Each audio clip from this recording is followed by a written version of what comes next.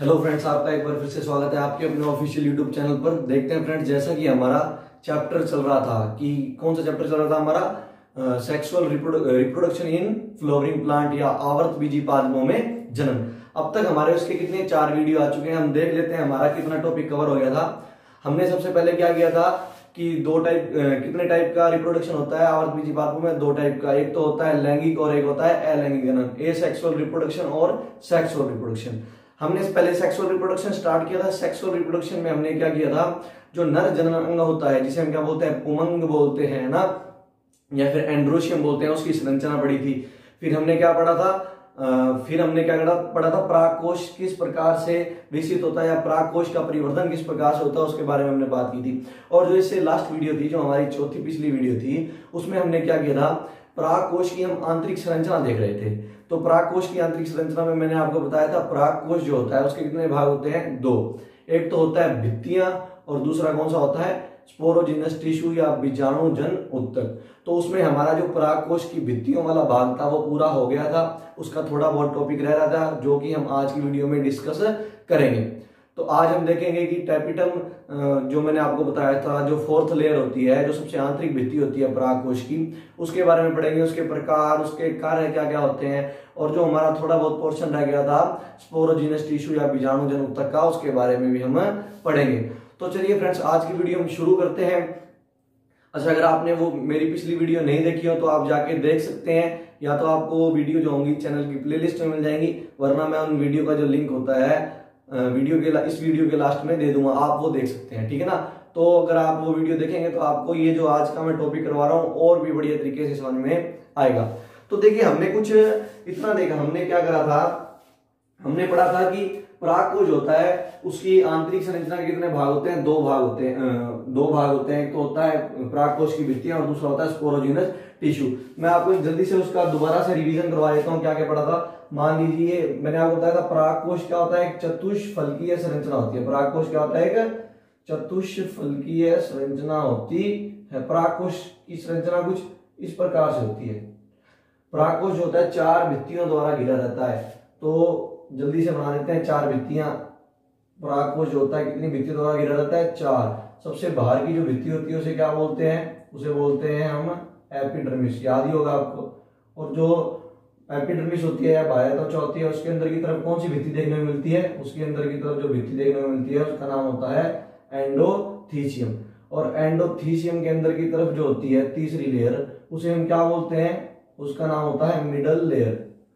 और जो सबसे आंतरिक और जो चौथी भित्ति होती है वो कौन सी होती है, टैपिटम होती है। तो अगर हम देखें तो ये देखो इस प्रकार से होता है प्राकोश की संरचना, अगर हम बात करें, ठीक है ना। तो प्राकोश होता है उसकी 4 भित्तियां। ये सबसे बाहर की तरफ जो आपको भित्ति दिखाई दे रही है, इसे क्या बोलते हैं, इसे बोलते हैं एपिडर्मिस या बाह्य त्वचा। एपिडर्मिस या बाह्य त्वचा बोलते हैं। ये जो आपकी जो दूसरी होती है इसे क्या बोलते हैं, एंडोथीसियम। क्या बोलते हैं, एंडोथीसियम या एंडोथीसियम बोलते हैं इसे हिंदी में भी अपने, ठीक है ना। तीसरी ये जो आपकी दे रखी है इसे क्या बोलते हैं, मिडल लेयर या मध्य परत। मिडल लेयर और मध्य परत। चौथी जो होती है ये आपकी, इसे क्या बोलते हैं, ये जो आपको दिखाई दे रही है इसे बोलते हैं टैपिटम। क्या बोला जाता है, इसे टैपिटम बोला जाता है। और ये देखिए, ये सबसे बाहरी परत, ये दूसरी परत हो गई, ये तीसरी, ये चौथी। अगर हम प्राकोश में बाहर से अंदर की तरफ जाए तो हमें ये परतें देखने को मिलती है। और मैंने आपको बताया था ये जो टैपिटम होती है, टैपिटम के अंदर क्या होता है, समांगी कोशिकाओं का एक समूह पाया जाता है, या कोशिकाओं का एक समूह उत्तक देखने को मिलता है। यहाँ पर हमें, यहाँ पर क्या देखने को मिलता है, हमें उत्तक देखने को मिलता है। ये जो मैं ब्लैक कलर से ड्रॉ कर रहा हूँ, यहाँ पे हमें इस प्रकार समांगी कोशिकाओं का एक समूह या एक उत्तक देखने को मिलता है। उसे क्या बोलते हैं, याद रखिएगा, उसे बोलते हैं स्पोरोजिनस टिश्यू या बीजाणु जन उत्तक। क्या बोलते हैं, स्पोरोजिनस टिश्यू या बीजाणु जन उत्तक। तो ये क्या हो गया, देखिए ये हो गया स्पोरोजिनस टिश्यू या बीजाणु जन उत्तक। यहां लिख देते हैं इसको, ये हो गया बीजाणु जन उत्तक, बीजाणु जन उत्तक। तो अब देखिए, मैंने आपको बताया था अगर हम क्या करेंगे, अगर हमारे को प्राकोश की संरचना समझनी है तो देखिए ये चारों भाग है तो एक जैसी, चारों भागों में भित्तियां क्या है, सेम ही मिलेगी, और बीच में टिश्यू तो क्या मिलेगा, जो स्पोरोजिनस टिश्यू या बीजाणुजन उत्तक होगा वो सेम ही मिलेगा। तो मैं अगर क्या करूं, कोई भी इन चारों, ये क्या होती है, चार लघु बीजाणुधानी होती है, हमें पता है, इन्हें परागपुट या परागधानी बोलते हैं। अगर मैं किसी एक लघु बीजाणुधानी का मैं क्या कर लूं, अध्ययन कर लूं, मैंने मान ली इतनी पार्ट की स्टडी कर ली, तो मेरे को क्या होगा, पूरे परागकोश की आंतरिक संरचना समझ में आ जाएगी, क्योंकि पूरा परागकोश अंदर से है तो एक जैसा ही। इसमें भी आप देख लीजिए, इस लघु बीजाणुधानी में भी चार परतें मिलेंगी, फिर बीच में बीजाणुजन उत्तक, इसमें भी यही कहानी चलेगी, ठीक है ना। तो अब हमने ये सारी चीजें डिस्कस कर ली थी, एपिडर्मिस क्या होती है, क्या कार्य होते हैं, फिर हमने एंडोथीसियम की बात की थी, क्या होती है, इसके क्या कार्य होते हैं, मिडल लेयर की भी बात की थी हमने। मिडल लेयर क्या करती है, ये क्या होती है, टैपिटम को पोषक पदार्थ प्रदान करती है ना, और फिर वो पोषक पदार्थ जो होते हैं आगे किसको दिए जाते हैं, जो पराग कण या लघु बीजाणु विकसित हो रहे हैं उनको दिए जाते हैं। टैपिटम की हमने बात कर ली थी। टैपिटम जो था उसमें हमने देखा था कि टैपिटम जो होती है, जो क्या होती है, सबसे आंतरिक परत होती है। इसकी कोशिकाएं चारों भित्तियों में से, अगर आपने देखे चारों भित्तियों की जो सेल्स हैं उनमें सबसे मोटी जो सेल होती है वो टैपिटम की होती है। इनका जीव द्रव्य भी क्या होता है, बहुत ज्यादा गाढ़ा होता है, ठीक है ना। और क्या होता है, केंद्रक भी बहुत ज्यादा बड़ा होता है। और क्या होता है, शुरू में ये कोशिकाएं एक केंद्र की होती हैं और द्विगुणित होती हैं, पर जब ये कोशिकाएं परिपक्व होती हैं तब ये कोशिकाएं क्या हो जाती हैं, बहु केंद्र की है वह बहुगुणित हो जाती हैं। मतलब शुरू में एक केंद्रक होगा और गुणसूत्र के दो क्या मिलेंगे, दो सेट अपने वो क्रोमोसोम के मिलते हैं। और इस जब ये कोशिकाएं क्या होती है, परिपक्व होती हैं, तो क्या होता है, इनमें केंद्रक एक से ज्यादा बन जाते हैं। उसका कारण क्या है, केंद्रक एक से ज्यादा क्यों बनते हैं, तो उसका कारण है मुक्त केंद्रक विभाजन से। इसके अंदर क्या होने लगता है, केंद्रक विभाजन होने लगता है बार बार, जिससे एक से अधिक केंद्रक बन जाते हैं। और द्विगुणित थी और बाद में क्या बन जाती है, बहुगुणित। तो उसका कारण क्या है, उसका कारण है अतः समसूत्री विभाजन। अतः समसूत्री विभाजन के कारण कोशिकाएं जो होती हैं वो द्विगुणित से बहुगुणित हो जाती हैं। फिर मैंने आपको बताया था, अब इसके कार्यों की बात कर लेते हैं। तो कार्य, इसका मुख्य कार्य क्या है, टैपिटम का। टैपिटम का मुख्य कार्य क्या है, टैपिटम का मुख्य कार्य आप याद रखेंगे कि टैपिटम जो होती है वो मध्य परत से, टैपिटम जो होती है वो मध्य परत से क्या करती है, पोषक पदार्थों को अवशोषित करेगी। हमने पढ़ा था ना कि जब मध्य परत क्या होती है, नष्ट होती है, तो अपना पोषक पदार्थ किसको दे जाती है, टैपिटम को दे जाती है। तो टैपिटम क्या होती है, मध्य परत से भोज्य कणों को या खाद्य पदार्थों को अवशोषित करके विकसित हो रहे परागकण। अब देखिए यहां से इसने, ये टैपिटम है, मान लीजिए ये टैपिटम है, तो ये भाग टैपिटम वाला है, ठीक है। अब टैपिटम ने मध्य परत क्या हो गई, नष्ट हो गई, और मध्य परत पोषक पदार्थ किसको दे देगी, टैपिटम को। अब टैपिटम क्या करेगी, जो जो परागकण विकसित हो रहे हैं या लघु बीजाणु विकसित हो रहे हैं उनको क्या करेगी, पोषण देगी। और लघु बीजाणु या परागकण विकसित कहां हो रहे हैं, लघु बीजाणु और परागकण यहां विकसित हो रहे हैं। ये जो ब्लैक कलर का भाग है ना, जिसे हम बीजाणुजन उत्तक बोलते हैं, ये बीजाणुजन उत्तक होता है। क्या ये जो स्पोरोजिनस टिश्यू होता है आगे चलकर क्या बनाता है, परागकण या लघु बीजाणु बनाता है। तो ये क्या कर रहा है, इस साइड से तो क्या कर रही है, पोषक पदार्थों को ले रही है मध्य परत से, और इस साइड किसको दे रही है, जो विकसित हो रहे लघु बीजाणु हैं या विकसित हो रहे परागकण हैं उनको ये पोषण देने का काम करती है। तो मुख्य कार्य तो क्या है, पोषण प्रदान करना, किसको, विकसित हो रहे लघु बीजाणु या परागकणों को। इसके अलावा इसके और भी बहुत सारे काम होते हैं, वो भी हम इस वीडियो में बात करेंगे। जैसे ये कुछ एंजाइमों का स्त्रावण करती है, कुछ हार्मोन बनाती है, ठीक है ना। तो उन सारों के बारे में बात करते हैं। तो अब देखिए मैंने आपको बताया था कि हम क्या करेंगे, टैपिटम के जो दो प्रकार है उनके बारे में पढ़ेंगे। तो देखिए अब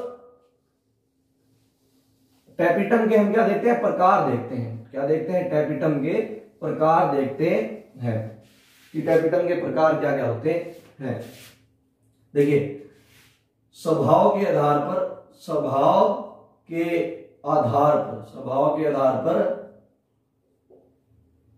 टैपिटम कितने प्रकार की होती है, टैपिटम दो प्रकार की होती है। कितने प्रकार की होती है, टैपिटम दो। एक तो होती है कौन सी भाई, याद रखिएगा, एक तो होती है अमीबीय टैपिटम। कौन सी होती है, अमीबीय टैपिटम। और दूसरी कौन सी होती है, दूसरी होती है स्त्रावी या ग्रंथिल टैपिटम। स्त्रावी या ग्रंथिल टैपिटम, इसे याद रखिएगा। अमीबीय टैपिटम को क्या बोलते हैं, मोडियल टैपिटम भी बोलते हैं। क्या बोलते हैं? प्लाज्मोडियल टैपिटम।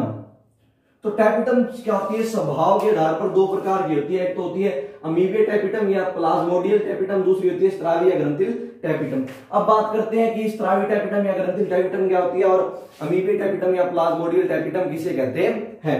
तो उससे पहले मैं क्या करता हूं, देखिए ये इतना पार्ट जो है, इतना पार्ट उसको मैं थोड़ा लाद करके बना रहा हूं, मतलब मैं एक लघु बीजाणुधनी जो है उसको आपके सामने बड़ा करके बना रहा हूं। देखिए सबसे बाहर की तरफ आपको क्या देखने को मिलेगी? सबसे बाहर की तरफ आपको बाह्य त्वचा देखने को मिलेगी। क्या देखने को मिलेगी? बाह्य त्वचा।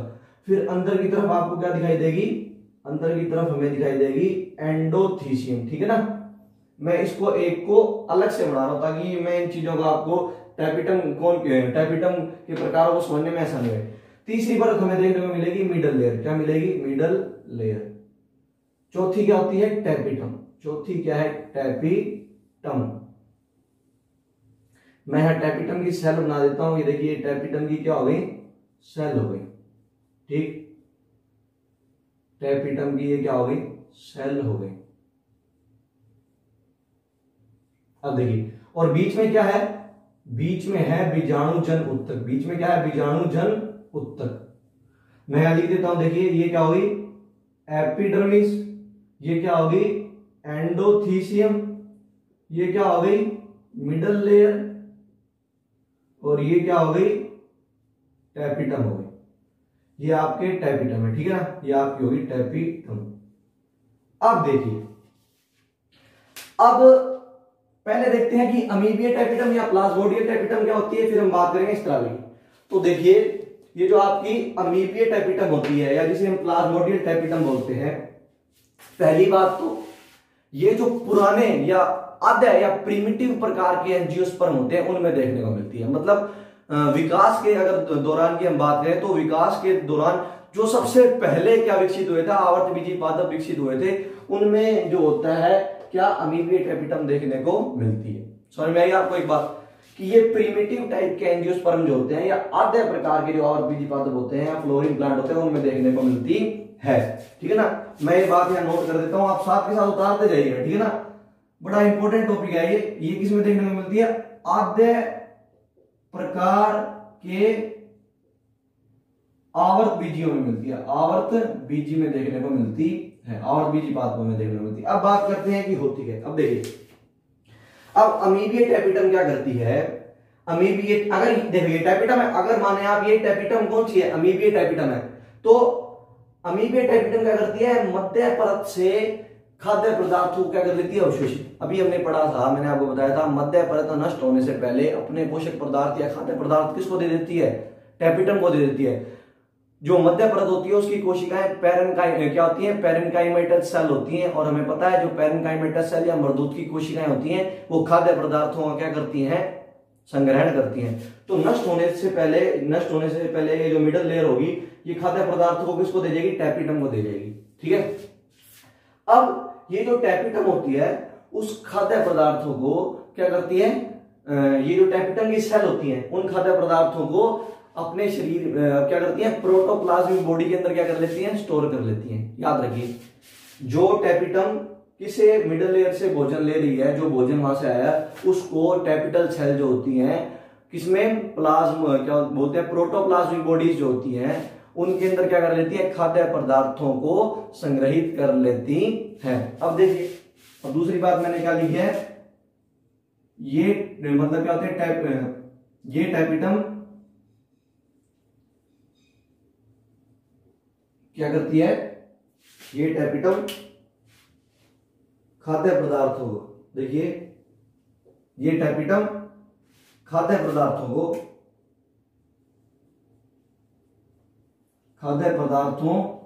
को प्रोटोप्लाज्मिक बॉडी के अंदर क्या कर लेती है? स्टोर कर लेती है, ठीक है। प्रोटोप्लाज्मिक बॉडी के अंदर स्टोर कर लेती है। अच्छा याद रखिएगा, टैपिटम ने फूड लिया कहां से? मिडल लेयर से लिया, अवशोषित किया, ठीक है ना। अब देखिए क्या होता है, ये जो टैपिटम होती है, अमीबिया या प्लाज्मोडियल टैपिटम जो होती है, इस टैपिटम की जो सेल होती है, मतलब ये टैपिटम की जो सेल होंगी वो क्या होती है, इनकी जो कोशिका भित्ति होती है, टैपिटम जो कोशिकाएं होती है, टैपिटम स्तर की जो कोशिकाएं होती हैं जिन्हें टैपिटल सेल बोलते हैं, उन टैपिटल सेल की जो कोशिका भित्ति होती है वो जल्दी ही क्या होती है, नष्ट हो जाती है। शीघ्र ही टैपिटल सेल की, कौन सी टैपिटल, अमीबिय टैपिटल सेल जो होती है उनकी कोशिका भित्ति नष्ट हो जाती है।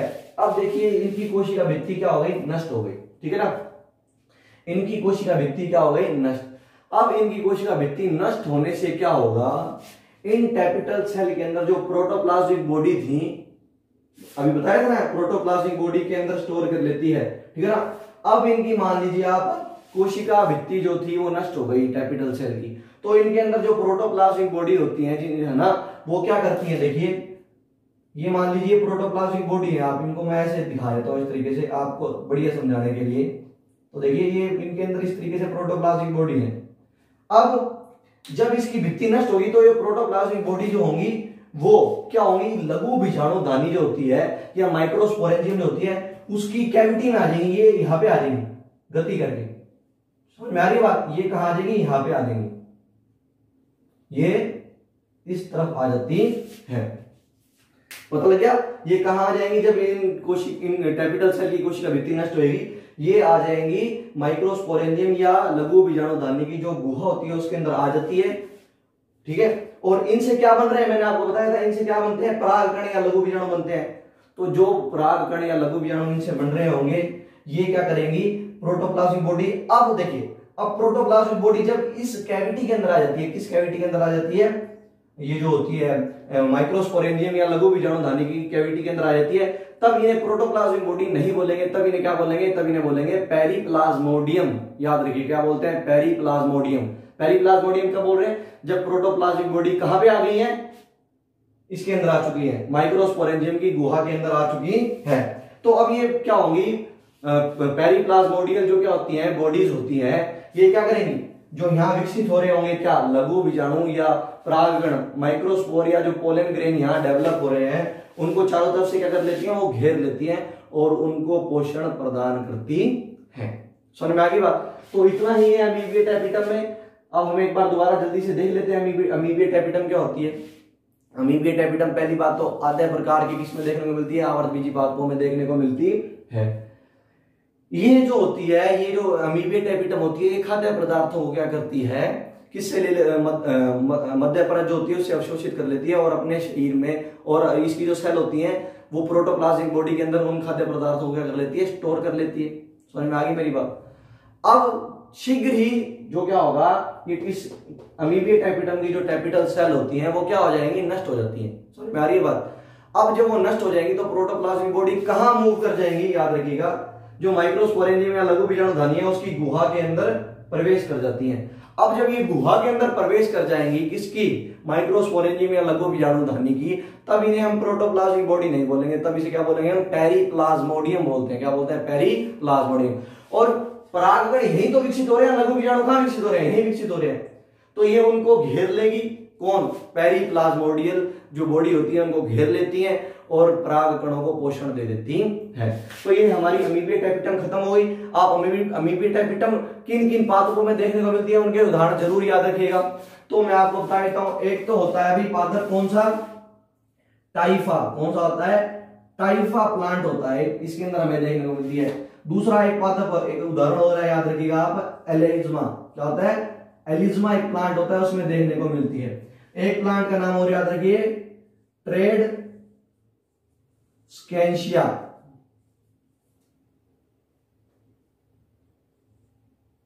ट्रेड स्कैंशिया, ठीक है ना, दोबारा लिख देते हैं इसको, ट्रेड स्कैंशिया एक प्लांट होता है। तो उसके अंदर, इन तीन प्लांट के अंदर अपने को कौन सी टैपिटम देखने को मिलती है, अमीबिया टैपिटम या प्लाज्मोडियल टैपिटम देखने को मिलती है। अब देखते हैं, अब हम बात करते हैं स्त्रावी या ग्रंथिल टैपिटम के बारे में कि स्त्रावी या ग्रंथिल टैपिटम होती क्या है। तो देखिए, ये आप इतना नोट कर लीजिएगा, ठीक है ना। अब देखिए, अमीबिया टैपिटम हमारी हो चुकी है,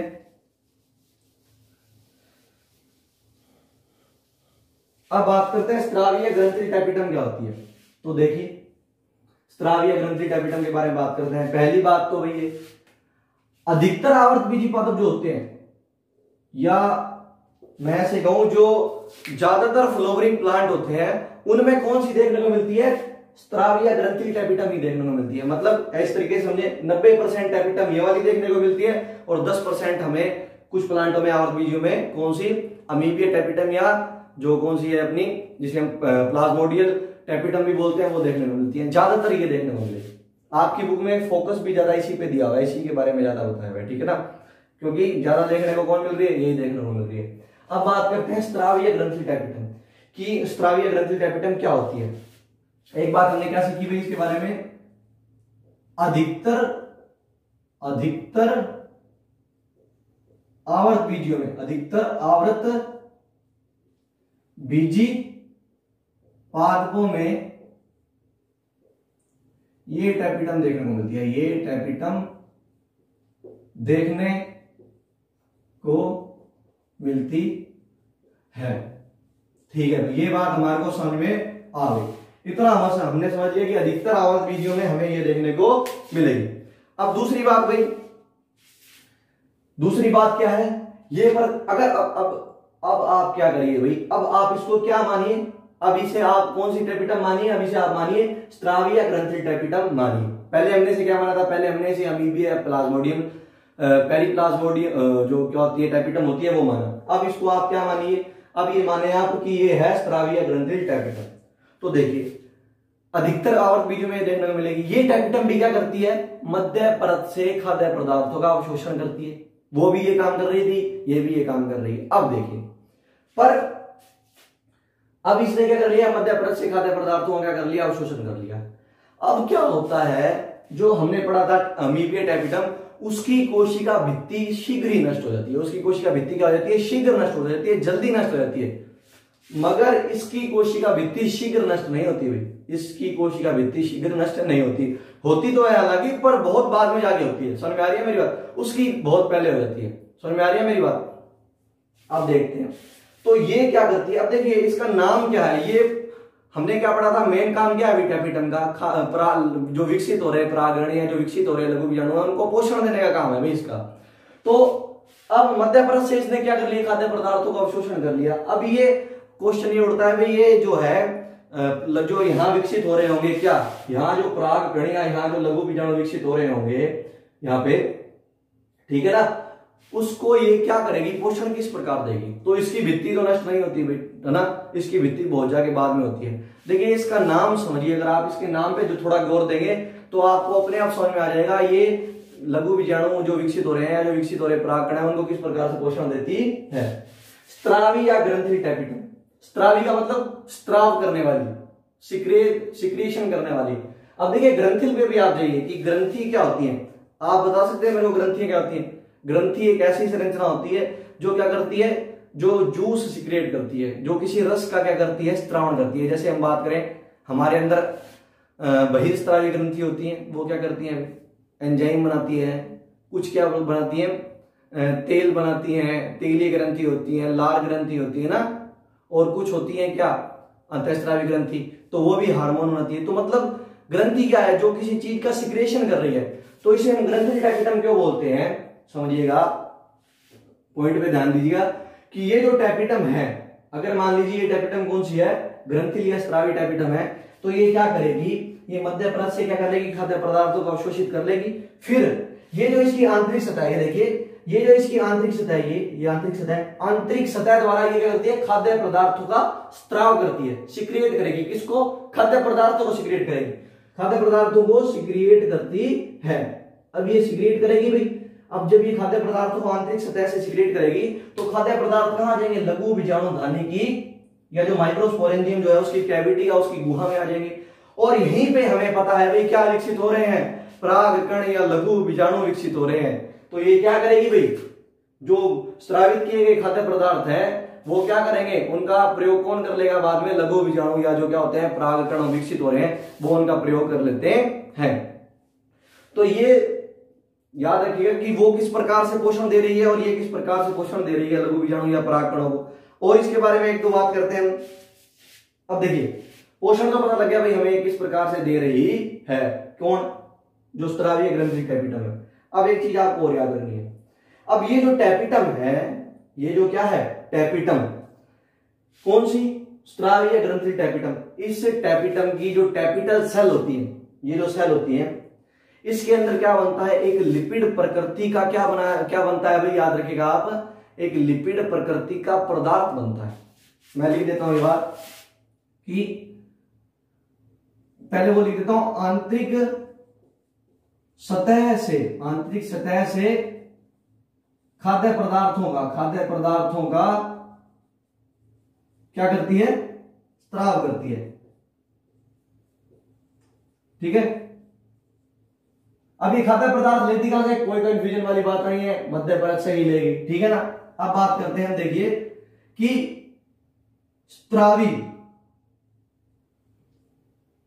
टैपिटम की कोशिकाएं होती हैं, स्त्रावी टैपिटम की जो कोशिकाएं होती हैं वो क्या करती हैं भाई, स्त्रावी टैपिटम की जो कोशिकाएं होती हैं वो लिपिड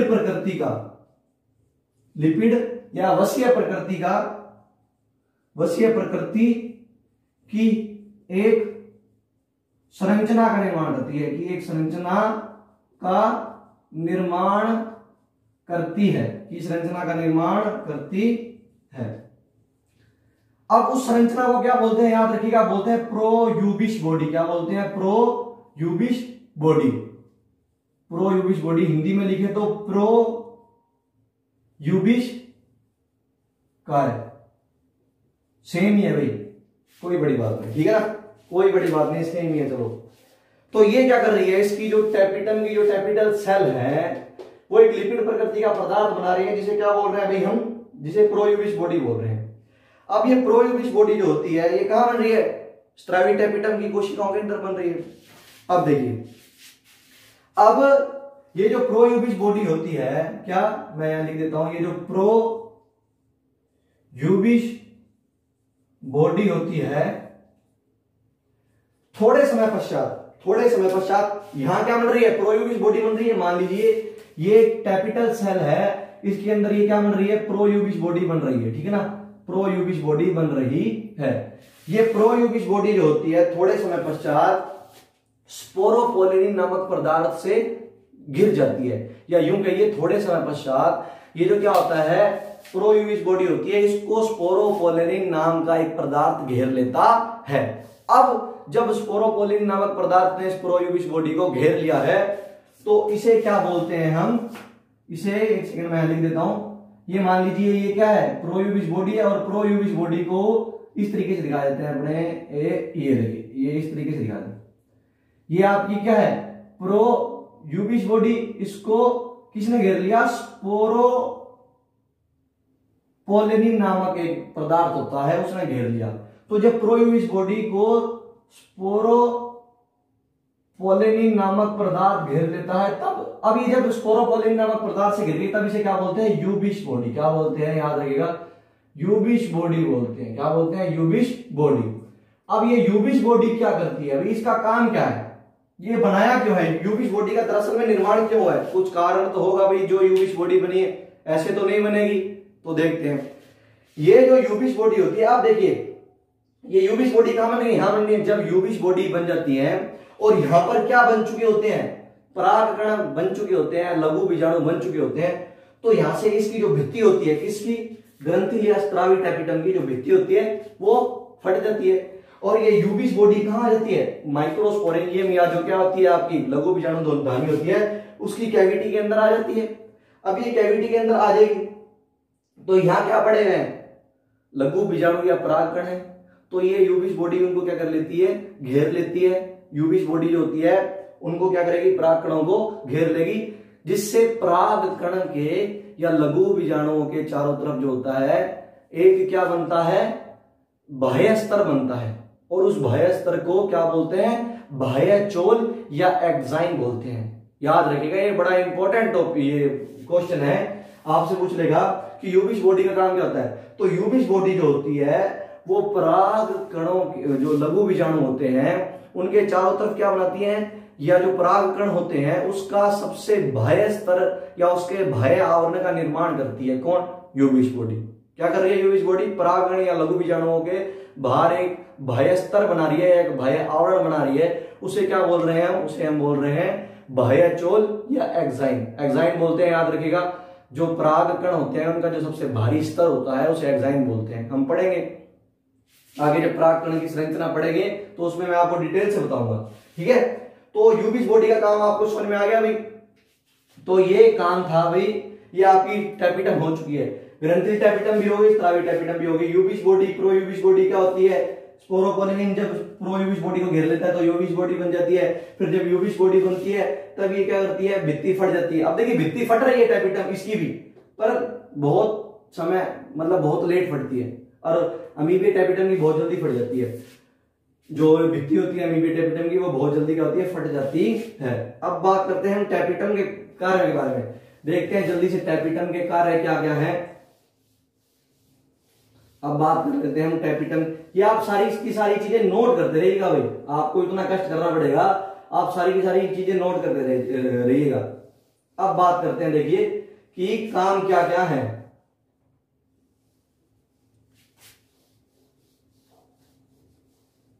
क्या क्या काम होते हैं किसके? प्रो यूबीज बॉडी के देखते हैं। तो इसका भी खैर अब काम तो खत्म हो ही गया, इसको भी मिटो ही देते हैं अपने, ठीक है ना। तो अब देखते हैं किसके काम। अब देखते हैं टैपिटम के क्या क्या कार्य होते हैं। तो अगर हम बात करें तो टैपिटम क्या कर रही है? अभी देखिए सबसे पहला काम, टैपिटम विकसित हो रहे लघु बीजाणु या पराग कणों को पोषण देती है। ये पॉइंट हमने पहले डिस्कस कर चुका है, समझाने वाली बात इसमें कोई है नहीं। दूसरी बात करें, प्रो यूबिश व यूबिश बॉडी का निर्माण करती है।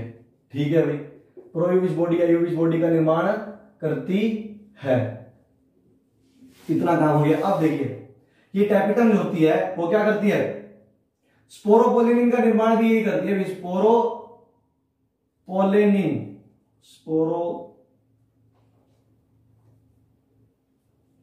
स्पोरोपोलिन नामक जो पदार्थ होता है उसका निर्माण भी स्पोरोपोलिन नामक पदार्थ का निर्माण करती है।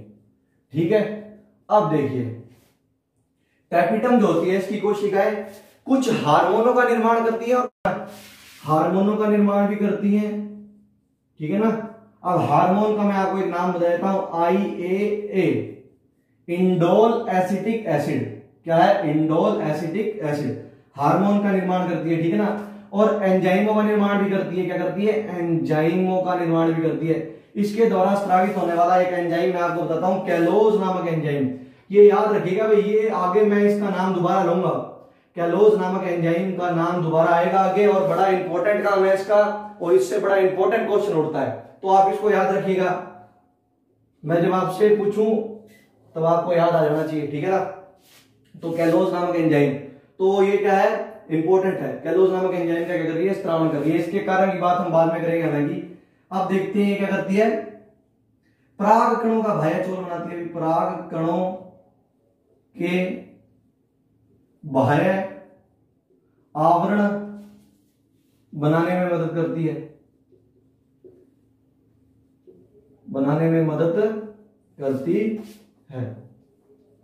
इसका क्या मतलब है भाई? अब देखिए परागकणों का बाह्य आवरण किससे बनता है भाई? यूबिश बॉडी से। यूबिश बॉडी होती है वो परागकण का क्या बनाती है? बाह्य आवरण बनाती है। और यूबिश बॉडी का निर्माण कौन कर रहा है? ये टैपिटम, ये वाली टैपिटल सेल की कोशिकाएं। समझ में आ रही है? कौन कर रहा है? टैपिटम के कार्य। यूबिश बॉडी कौन बनाता है भाई? यूबिश बॉडी टैपिटल सेल ही तो बना रही थी। अब देखिए आगे कि परागकणों के बाह्य चोल बनाने में मदद करती है। एक लास्ट इसका कार्य जो है वो देख लेते हैं अपने कि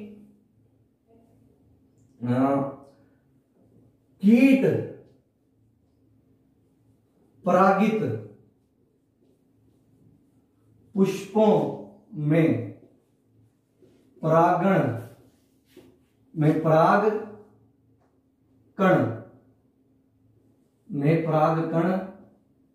के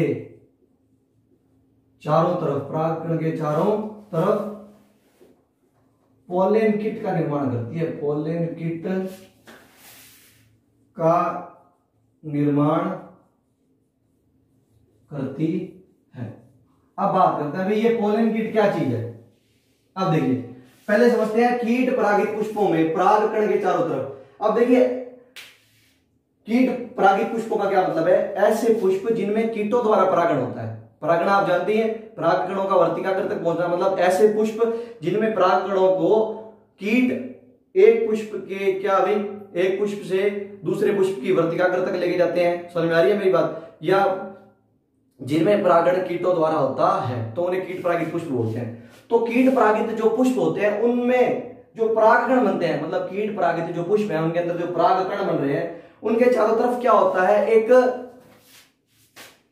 लेयर होती है जिसे क्या बोलते हैं हम पोलेन किट बोलते हैं। उसका निर्माण कौन करता है, ये जो टैपिटम सेल होती है, ये जो टैपिटम होती है यही करती है। अब देखिए पोलेन किट है क्या और इसका काम क्या होता है। पोलेन किट क्या है, मान लीजिए ये कीट परागित, ये परागकण है, ये क्या है परागकण। ये परागकण ऐसे पुष्प का परागकण है जिस पुष्प में क्या हो रहा है, कीट पराग क्या होता है, कीटों द्वारा परागण होता है। समझ में आ रही है मेरी बात। ये परागकण जो है, ये मान लीजिए परागकण है, ये परागकण ऐसा है, ये ऐसे पुष्प से लिया हुआ परागकण है जिसमें कीटों द्वारा परागण होता है। अब देखिए इसमें क्या होता है, परागकण के चारों तरफ एक वसीय परत मिलती है हमें। क्या मिलती है, एक वसीय चिपचिपी परत क्या मिलती है, वसीय चिपचिपी परत मिलती है जिसे क्या बोलते हैं, पोलेन किट बोलते हैं। समझ में आ गया पोलेन किट। अब पोलेन किट का फायदा क्या है भाई, इसका होने का फायदा क्या है, तो देखिए मान लीजिए अगर कोई कीट है वो रस चूसने के लिए उस पुष्प पे आया, समझ में आ रही है मेरी बात। तो ये परागकण जो होते हैं इनके चारों तरफ एक वसीय चिपचिपी क्या है, परत है। तो इस परत की सहायता से ये जो परागकण होते हैं उस कीट की शरीर की सतह से या बॉडी से चिपक जाएंगे, क्योंकि ये चिपचिपी होती है। समझ में आ गई बात। अब जब कीट से चिपक जाएंगे, ये परागकण कीटों से चिपक जाएंगे और मान लीजिए वो कीट कहीं उड़कर दूसरे पुष्प पे जा रहा है तो वो परागकण भी उसके साथ साथ चले जाते हैं और परागण की क्रिया हो जाती है। तो ये था टैपिटम के कार्यों के बारे में। आप ये नोट कर लीजिए, सारे के सारे टैपिटम के कार्य होते हैं। अब बात करते हैं हमारा जो थोड़ा सा टॉपिक रह गया। अब देखिए हमारा भित्तियों वाला पूरा पार्ट हो गया। हम परागकोश की आंतरिक संरचना पढ़ रहे थे, हमने बाह्य त्वचा पढ़ ली, एंडोथीसियम पढ़ ली, मिडल लेयर पढ़ ली, टैपिटम पढ़ ली, टैपिटम के प्रकार पढ़ लिए, टैपिटम के कार्य पढ़ लिए। अब हमारा जो ये तो भित्तियों वाला पार्ट हो गया। जो दूसरा पोर्शन था हमारा कौन सा, बीजाणुजन उत्तक जो होता है, कौन सा बीजाणुजन उत्तक या स्पोरोजिनस टिश्यू जो होता है वो वाला थोड़ा सा पार्ट रहेगा, उसके बारे में बात कर सकते हैं। तो देखिए बहुत छोटा सा है और आप डेली पढ़ते रहिए अभी, ठीक है ना, ऐसा ना हो आप ना पढ़े। अब देखिए मैं एक लघु बीजाणुधानी बना रहा हूं एग्जाम्पल की, मान लीजिए ये आपका बाह्य त्वचा, एंडोथीसियम, मिडल लेयर, टैपिटम और ये बीच में क्या हो गया, स्पोरोजिनस टिश्यू हो गया। ये हो गया आपका स्पोरोजिनस टिश्यू, ठीक है। आपकी होगी एपिडर्मिस, ये आपकी क्या होगी एंडोथीसियम, ये होगी आपकी मिडल लेयर और ये आपकी होगी टैपिटम। और ये टैपिटम ने किसको घेर रखा है भाई, स्पोरोजिनस टिश्यू को घेर रखा है। अब बात कर लेते हैं बीजाणुजन उत्तक के बारे में। किसके बारे में, बीजाणुजन उत्तक या स्पोरोजिनस टिश्यू या स्पोरोजिनस टिश्यू। स्पोरोजिनस टिश्यू क्या होता है अभी देखिए, जो टैपिटम होती है, जो परागकोश की क्या होती है सबसे आंतरिक परत होती है, या जो लघु बीजाणुधानी की सबसे आंतरिक परत होती है वो टैपिटम होती है। टैपिटम जो होती है वो समांगी कोशिकाओं के एक समूह को, समझ में आ रही है, समांगी कोशिकाओं के समूह का मतलब है सारी कोशिकाएं एक समान होती है, ठीक है ना। समांगी कोशिकाओं के एक समूह को क्या करके रखती है, घेरे रखती है, और इस समूह को ही हम क्या बोलते हैं, बीजाणुजन ऊतक या क्या बोलते हैं, प्राइमरी स्पोरोजिनस टिश्यू बोलते हैं। समझ में आ गई, क्या बोलते हैं इसे, प्राइमरी स्पोरोजिनस टिश्यू या प्राथमिक बीजाणुजन ऊतक बोलते हैं। अब देखिए ये जो प्राइमरी क्या है, प्राइमरी स्पोरोजिनस टिश्यू है, प्राइमरी स्पोरोजिनस टिश्यू है, ठीक है ना। ये आगे चलकर किसका निर्माण करता है, ये आगे चलकर ये जो प्राइमरी स्पोरोजिनस टिश्यू होता है, ये प्राइमरी स्पोरोजिनस सेल होती है। सेल का मतलब एक हो गया, और पूरे जो सेल का ग्रुप है उसके लिए हमने क्या बोल दिया, प्राइमरी स्पोरोजिनस टिश्यू बोल दिया। अब ये प्राइमरी स्पोरोजिनस सेल जो होती है, या मैं इनको प्राइमरी स्पोरोजिनस टिश्यू की जो कोशिकाएं होती हैं, वो क्या करती हैं, आगे चलकर पोलन मदर और माइक्रोस्पोर मदर सेल का क्या करती हैं, फॉर्मेशन करती हैं। क्या मतलब है, कोई मतलब नहीं है, बड़ा आसान सा इधर देखिए कि ये प्राइमरी स्पोरोजिनस सेल जो होती हैं, ये प्राइमरी जो स्पोरोजिनस टिश्यू की सेल होती हैं, वो आगे चलकर किस में बदल जाएंगी, वो आगे चलकर किस में बदल जाएंगी, पोलन मदर सेल यानी कि पराग मात्र कोशिकाएं या लघु बीजाणु मात्र कोशिकाओं में बदल जाती हैं। समझ में आ रही है मेरी बात। और पोलन मदर सेल या पराग मात्र कोशिकाएं या लघु बीजाणु मात्र कोशिकाएं क्या है, जिनसे आगे क्या बनेगा, पराग कण बनेगा या माइक्रोस्पोर बनेगा, जिससे आगे चलकर क्या बनेगा, पोलन ग्रेन बनेगा, जिसे क्या बोलते हैं, पराग कण, जिसे क्या बोलते हैं, पराग कण, या क्या बनेगा, माइक्रोस्पोर बनेगा। माइक्रोस्पोर मतलब लघु बीजाणु। समझ रहे हैं भाई। तो ये था हमारा किसका, स्पोरोजिनस टिश्यू का क्या था, एक पोर्शन भी हमारा खत्म हो गया। दोबारा से एक बार जल्दी से देख लेते हैं। ये क्या है, जो परागकोश की जो आंतरिक भित्ति होती है वो क्या करती है, समांगी कोशिकाओं के एक समूह को घेर के रखती है ना, जिसे हम क्या बोलते हैं, स्पोरोजिनस सेल बोलते हैं, स्पोरोजिनस टिश्यू बोलते हैं, ठीक है ना। अब ये स्पोरोजिनस टिश्यू आगे चलकर किसमें बदल जाएगा, प्राइमरी स्पोरोजिनस टिश्यू किसमें बदल जाता है आगे चलकर, किसमें, पोलन मदर सेल, या फिर किसमें बदल जाएगा, माइक्रोस्पोर मदर सेल में। और ये कोशिकाएं मतलब पराग मात्र कोशिकाएं या लघु बीजाणु मात्र कोशिकाओं में बदल जाता है, और ये कोशिकाएं क्या करती हैं, आगे चलकर किसका निर्माण करती है, पराग कण या लघु बीजाणुओं का निर्माण करती है। अब ये हमारा परागकोश की आंतरिक संरचना पूरी हो चुकी है भाई, इसमें थोड़ा सा भी कुछ पार्ट नहीं रह गया। अब हम पढ़ेंगे अगली वीडियो में कि ये जो प्राइमरी स्पोरोजिनस सेल होती है या ये बीजाणुजन ऊतक होता है, यहां से लेके यहां तक के बनने में क्या क्या होता है। समझ में आ रही है मेरी बात। मतलब ये जो बीजाणुजन ऊतक होता है वो किस प्रकार से परागकण या लघु बीजाणुओं का निर्माण करता है। समझ में आ रही है मेरी बात। देखिए इस प्रक्रिया को, पूरी प्रक्रिया को बोलते हैं लघु बीजाणु जनन या माइक्रोस्पोरोजेनेसिस। माइक्रोस्पोरोजेनेसिस क्या होता है भाई, बीजाणुजन ऊतक से या स्पोरोजिनस टिश्यू से पोलन ग्रेन या माइक्रोस्पोर का क्या होना भाई, निर्माण होने की जो प्रक्रिया होती है उसे क्या बोलते हैं, उसे बोलते हैं माइक्रोस्पोरोजेनेसिस या लघु बीजाणु जनन। तो आज की वीडियो के लिए बस इतना ही, ठीक है ना। अगर आपको इसमें से कुछ भी चीज समझ में आई हो तो आप मुझे कमेंट बॉक्स में कमेंट करके बता सकते हैं। मैं आप पूरी कोशिश करूंगा कि आपकी वो प्रॉब्लम जो है उसको सॉल्व कर सकूं। और अगर आपको ये वीडियो पसंद आई हो तो प्लीज यार लाइक कर दीजिएगा वीडियो को और शेयर करिएगा ज्यादा से ज्यादा, है ना। और अगर आप इस चैनल पे नए हैं तो इस चैनल को सब्सक्राइब कर लीजिएगा, ताकि आने वाली जो और भी वीडियो हो बढ़िया बढ़िया आप उनको अच्छी तरीके से समझ पाए और जो आपके कॉन्सेप्ट है उनको क्लियर कर पाए। Thank you.